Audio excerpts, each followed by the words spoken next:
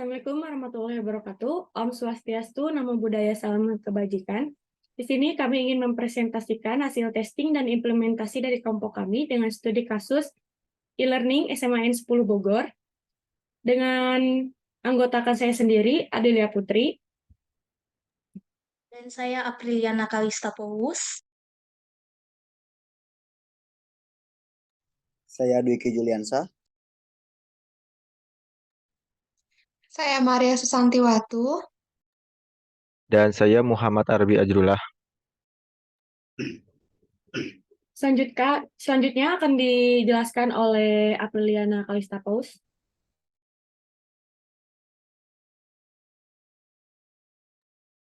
Oke, di sini saya akan menjelaskan mengenai latar belakang dilakukannya testing pada e-learning SMAN 10 Bogor.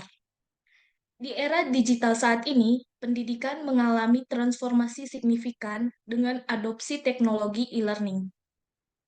SMAN 10 Bogor sebagai institusi pendidikan yang beradaptasi dengan perubahan ini telah mengembangkan sebuah platform e-learning untuk memfasilitasi proses belajar mengajar yang lebih efektif dan efisien.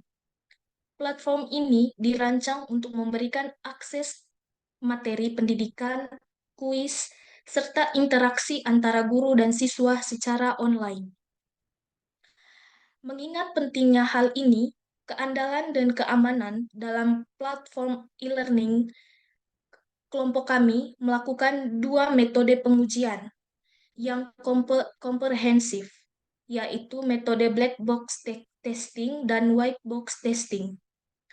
Black box testing fokus pada pengujian fungsionalitas eksternal platform tanpa mempertimbangkan struktur internal kode. Pengujian ini bertujuan untuk memastikan bahwa semua fungsi platform berjalan sesuai dengan kebutuhan serta spesifikasi yang ditetapkan.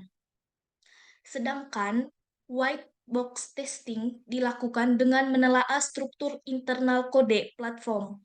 Pendekatan ini mungkin melakukan pengujian dengan memeriksa jalur kode, kondisi cabang, serta skenario pengujian internal untuk memastikan kualitas kode dan mengidentifikasi potensi kerentanan keamanan. Selanjutnya,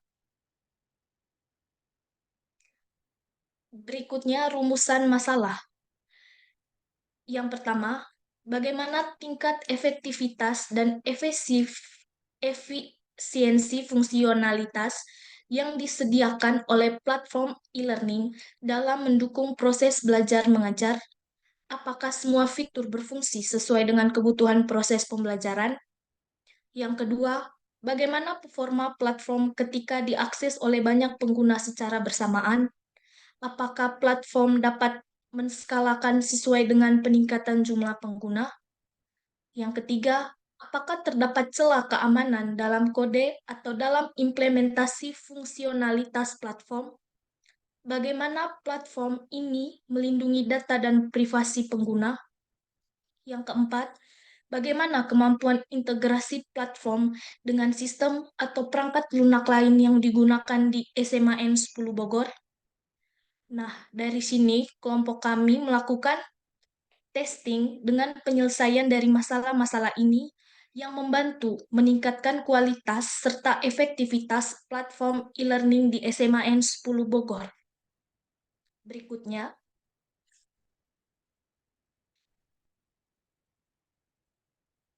Berikutnya dilakukannya testing pada e-learning di SMAN 10 Bogor. Yang pertama, memastikan kualitas fungsionalitas. Yang kedua, menargetkan untuk menguji stabilitas platform. Yang ketiga, kami mengidentifikasi serta melakukan perbaikan kerentanan keamanan. Yang keempat, kami mengujikan kemampuan platform ini untuk berintegrasi dengan sistem serta aplikasi lain di sekolah. Selanjutnya akan dijelaskan oleh Dwiki Juliansyah. Di sini saya akan menjelaskan tinjauan pustaka dan landasan teori. Tinjauan pusaka dalam pengembangan dan evaluasi platform e-learning penting untuk mempertimbangkan prinsip pengujian perangkat lunak telah mapan. Pengujian black box fokus pada evaluasi fungsi sistem tanpa memperhatikan struktur. Dan di sisi lain pengujian white box lebih fokus pada struktur internal, esensial untuk memastikan keamanan dan kinerja teknis. Seperti ISO atau IEC 27001 juga harus mempertimbangkan untuk menangani ancaman keamanan siber dalam platform e-learning. Integrasi sistem dan berbagai sistem IT di lembaga pendidikan juga kunci untuk menciptakan lingkungan belajar yang mulus dan efisien.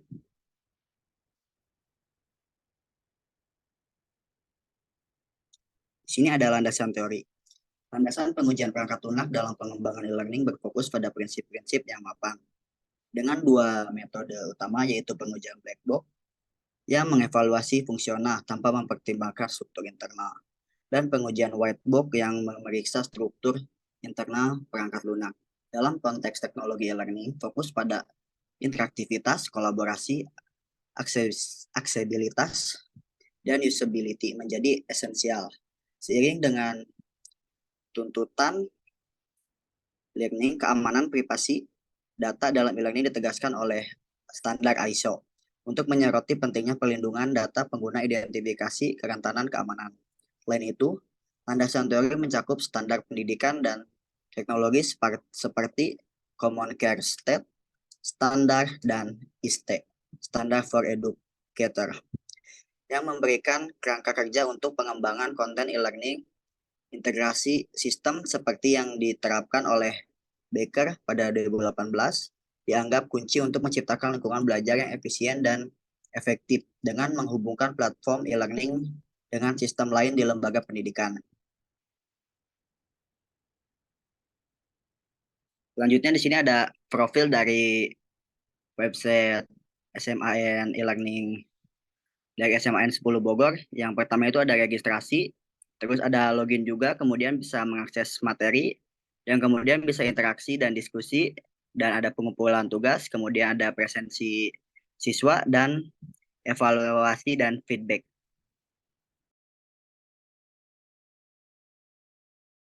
Selanjutnya, ada testing white box form login. Ini akan dijelaskan oleh saya sendiri. Pertama, kami melakukan penomoran pada program PHP. Di sini, seperti yang kita lihat, kita memberikan nomor dari paragraf ke-1 sampai terakhir ke-22 ya. 1, 2, 3, dan seterusnya. Kemudian, kedua kita membuat flow graph untuk mengetahui alur dari pemrograman tadi. Itu dari baris ke-1, kemudian kedua, ketiga, keempat, kelima, dan dari kelima ke-9, terus ke-10, ke-11, ke-12, ke-13, ke-14, ke-15, kemudian ke-19, ke-20, ke-21, dan ke-22 selesai. Nah, di sini kita ada repeat until ya ke atas. Ini bertujuan untuk jika tadi salah di bagian ini 5, ini bagian mengisi username. Jika username tidak sesuai, itu dari 19 itu sudah mengklik submit, itu baru ketahuan ada tulisan ke baris ke-6, yaitu pemberitahuan bahwa si username salah, kemudian ke-7 dan ke-8. Nah, di baris ke-14 itu mengisi paspor. Nah, jika paspor tidak sesuai dan sudah submit, itu ada tulisan muncul tidak sesuai, itu ke barisan 15, 16, kemudian 17. Oke, selanjutnya setelah tadi membuat flow graph, ketiga, kita menghitung cyclomatic complexity rate-nya. Pertama, VJ ada radians. Tadi radiansnya di sini ada ini 1, 2, dan 3 di luar. 3, terus VG edge atau garis yang menghubungkan ini, node. Ini kita hitung, itu ada 23 garis. Dan N atau node, itu tadi ini ada 22 node. Kemudian ditambah 2, itu 23, dikurangi 22, ditambah 2, itu hasilnya 3. sama dengan tadi radians tadi.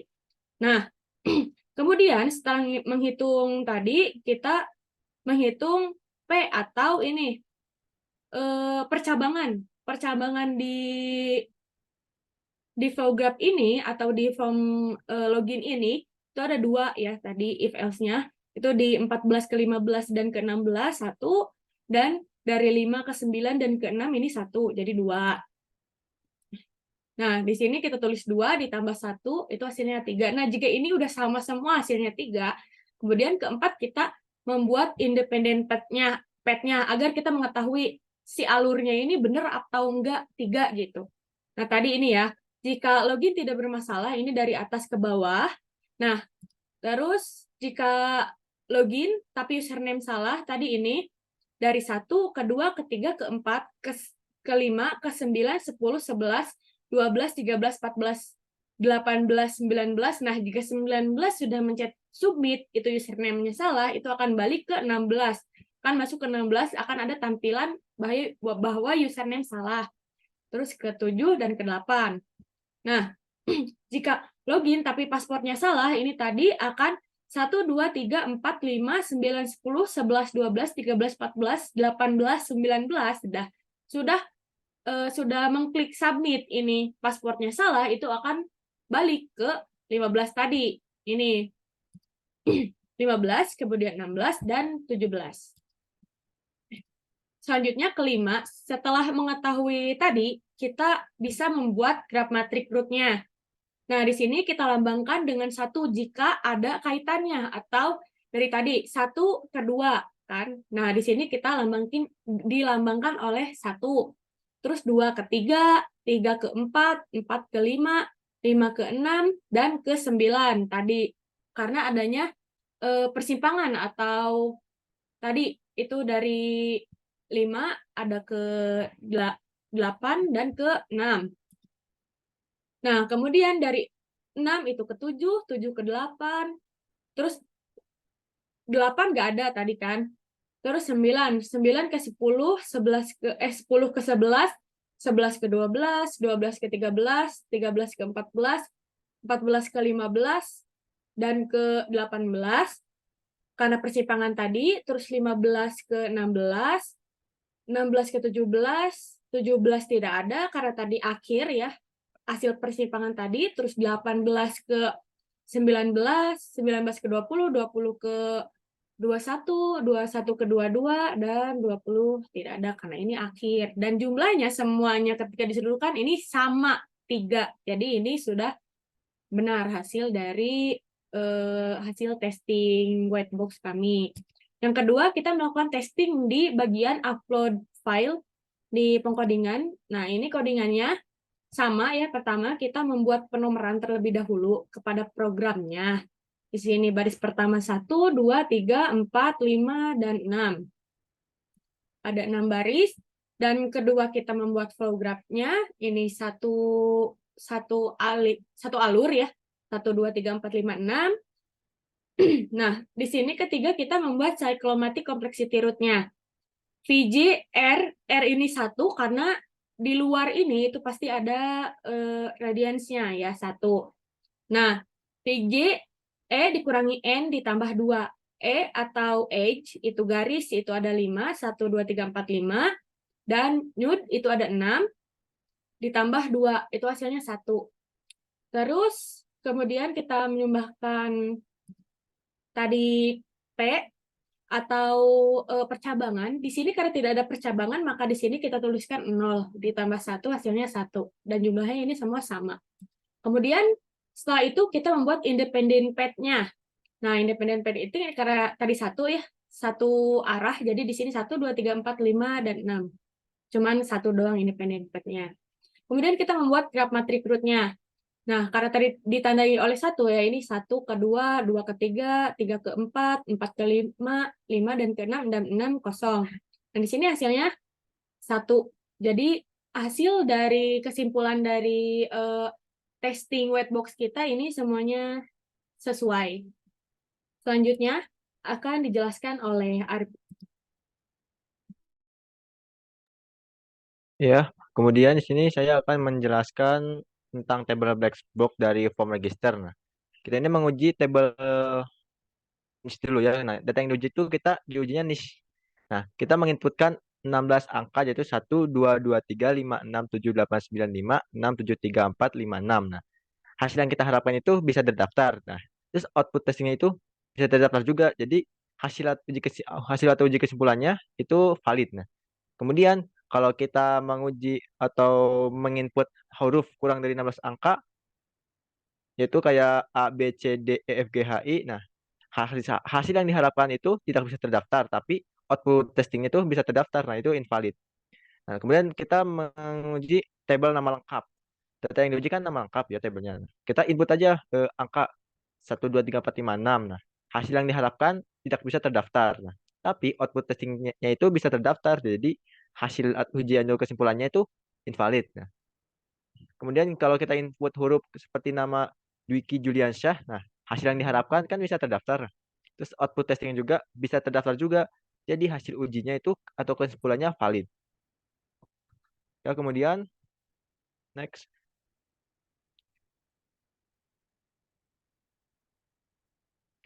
Di sini ada tabel tempat lahir. Data yang diuji tempat lahir. Nah, kita akan menginput angka seperti 09 garis miring 07 garis miring 2003.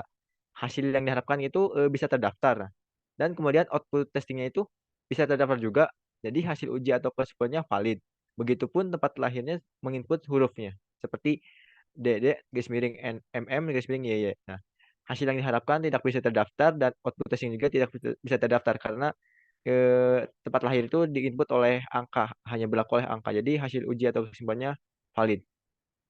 Nah, kemudian di tabel agama, data yang diuji itu tabel agama ya. Nah, kita akan menginput memilih nama agama, seperti contohnya Islam. Nah, hasil yang diharapkan itu bisa terdaftar. Kemudian output testingnya juga bisa terdaftar juga. Nah, jadi hasil uji atau kesimpulannya valid. Nah, kemudian kalau kita tidak memilih agama, terus hasil kita kan tidak bisa terdaftar. Outputnya itu tidak bisa terdaftar, jadi valid juga. Karena apa yang kita harapkan itu sama dengan output yang keluar. Kemudian jenis kelamin. Jenis kelamin kita akan menginput memilih kelamin seperti contohnya aja perempuan. Nah, hasil yang diharapkan itu bisa terdaftar ya. Kemudian eh, outputnya itu bisa terdaftar juga. Jadi sesuai apa yang kita harapkan, jadi hasilnya valid. Nah, kemudian kalau kita tidak memilih jenis kelamin, terus hasil yang kita harapkan itu kayak tidak bisa terdaftar. Kemudian output testingnya itu tidak bisa terdaftar juga. Nah, itu sama dengan apa yang kita harapkan jadi valid. Next. Di sini ada tabel alamat. Di tabel alamat ini kita akan menginput huruf seperti JL Cikutra. Nah, kita itu mengharapkan bisa terdaftar ya. Nah, terus output testingnya juga itu bisa terdaftar. Jadi hasilnya itu valid karena apa yang kita harapkan itu outputnya keluar. Kecuali kita alamat tapi ngisinya simbol gitu. Kayak tanda seru lah, simbol kayak seperti itu. Nah, hasil yang diharapkan kan tidak bisa terdaftar, tapi itu bisa terdaftar outputnya. Ini kan tidak sesuai apa yang diharapkan, jadi hasilnya invalid. Nah, Selanjutnya akan dijelaskan oleh Risan atau Maria Susantiwatu.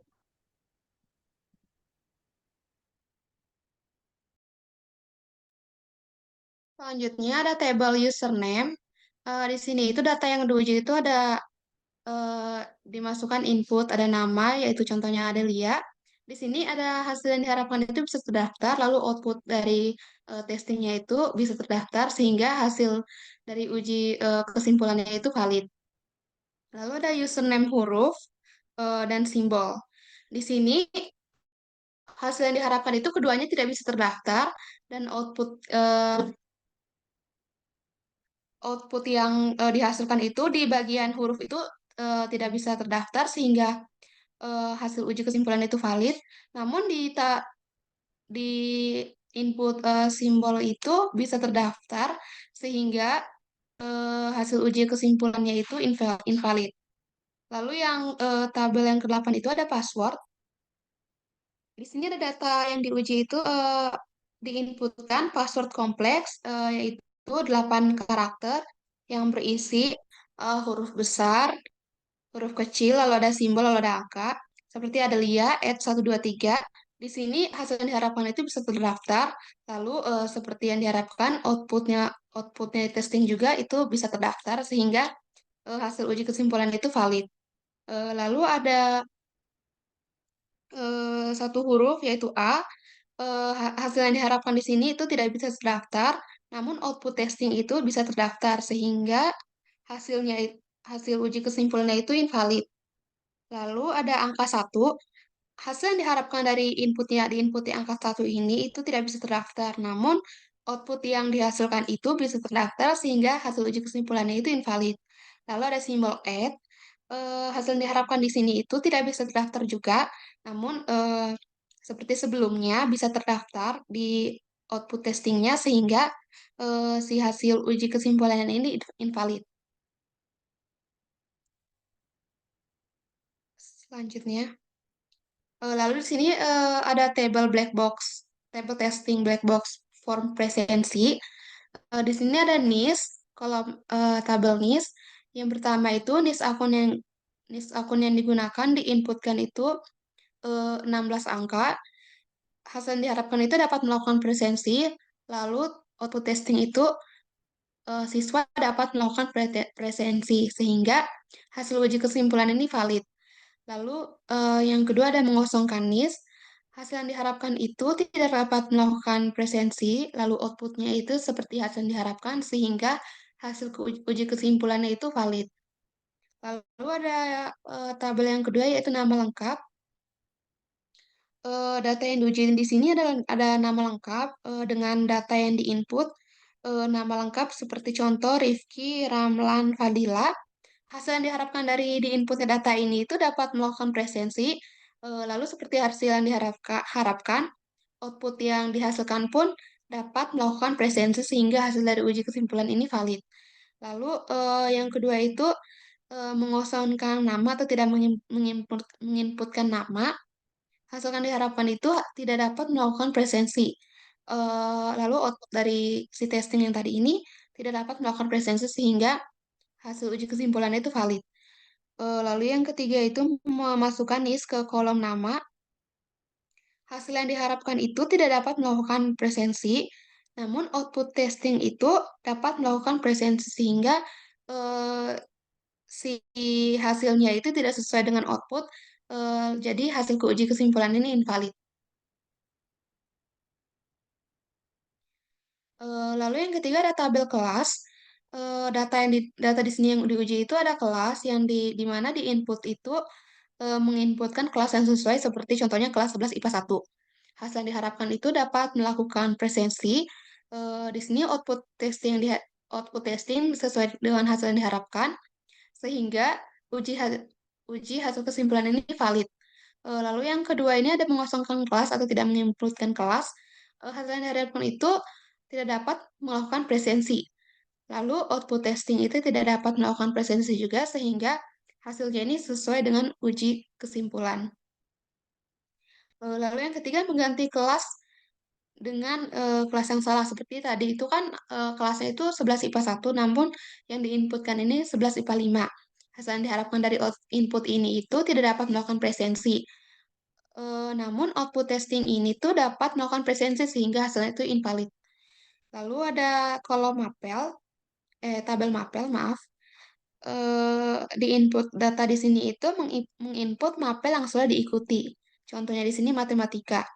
Hasil yang diharapkan itu dapat melakukan presensi, lalu seperti hasil yang diharapkan, si outputnya juga itu dapat melakukan presensi. Sehingga uji kesimpulannya itu valid. Yang kedua itu mengosongkan mapel yang sudah diikuti. Hasil yang diharapkan itu tidak dapat melakukan presensi. Output hasil yang sudah diinput tadi itu tidak dapat melakukan presensi sehingga hasil uji kesimpulan itu valid. Yang kelima ada hasil pembelajaran. Data yang diuji itu ada hasil pembelajaran dengan menginput hasil pembelajaran yang sudah diikuti. Misalnya saya ini sudah mengikuti pembelajaran matematika dan mengetahui contohnya 1 tambah 1 itu 2. Hasil yang diharapkan itu dapat melakukan presensi, lalu output dari testing yang tadi itu dapat melakukan presensi sehingga hasil uji kesimpulan itu valid. Lalu yang kedua itu mengosongkan pembelajaran yang sudah diikuti. Hasil yang diharapkan dari inputan ini itu tidak dapat melakukan presensi. Tetap di output testing ini sesuai dengan hasil yang diharapkan, siswa juga tidak dapat melakukan presensi sehingga hasil uji kesimpulannya itu valid. Oke, selanjutnya di sini saya akan menarik kesimpulan dari hasil eh, testing kami. Nah, setelah melakukan testing ini terhadap sistem e-learning, dapat disimpulkan bahwa platform ini memiliki kemampuan fungsionalitas yang memadai untuk memenuhi kebutuhan pengguna. Jadi, si platform ini masih berjalan ya, sesuai sama apa yang digunakan sehari-harinya gitu, masih berjalan. Nah, termasuk kemampuan untuk menangani peningkatan beban pengguna secara efektif. Nah, jika digunakan secara bersamaan, itu masih bisa berjalan. Tapi dari segi keamanan masih terdapat beberapa area yang memerlukan perhatian dan perbaikan. Dari tadi testing dari black box kami itu masih menemukan banyak kesalahan. Jadi di sini kami menunjukkan ya, ini menggarisbawahi bahwa pentingnya dari melakukan perbaikan dan peningkatan lebih lanjut pada sistem e-learning untuk memastikan bahwa platform tidak hanya fungsionalitasnya berjalan, tetapi juga aman dan sesuai dengan proses bisnis yang ideal. Oleh karena itu, sangat disarankan untuk melakukan revisi dan pengembangan ulang pada aspek-aspek keamanan sistem e-learning di SMAN 10 Bogor. Nah, mungkin sekian dari kelompok kami, kurang lebihnya mohon maaf.